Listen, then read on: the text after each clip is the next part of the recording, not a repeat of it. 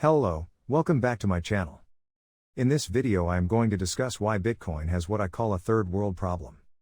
Many so-called Bitcoin maximalists believe that Bitcoin can solve all or most of the world's problems. In this video, I will argue that Bitcoin has a third world problem and the poorest populations of the world will not benefit from Bitcoin. Firstly, what is Bitcoin? Bitcoin is a decentralized digital currency that has gained significant attention recently as a potential tool for economic empowerment and financial inclusion, particularly in developing countries. Proponents of Bitcoin argue that it can provide a safe and secure way for individuals in developing countries to store and transfer value, bypassing traditional banking systems and reducing the need for costly remittance services.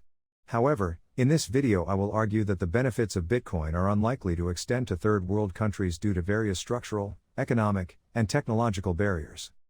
Structural barriers. One of the key reasons why the benefits of Bitcoin are unlikely to extend to third world countries is the lack of necessary infrastructure and technical expertise.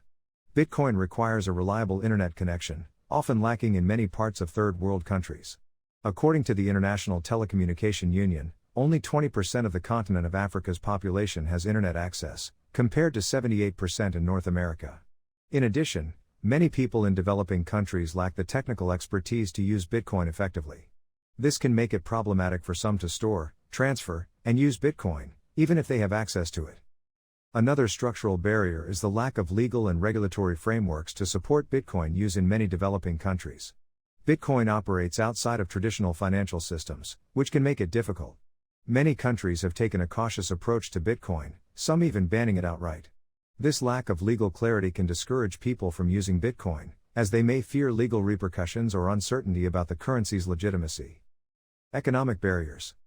In addition to structural barriers, significant economic obstacles limit the potential benefits of Bitcoin in developing countries. One of the key financial barriers is the high volatility of Bitcoin prices. Bitcoin prices are notoriously volatile, with rapid fluctuations that can lead to significant gains or losses in a short period.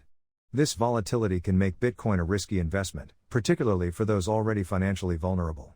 This risk can be particularly acute in developing countries, where people may have limited resources to absorb losses.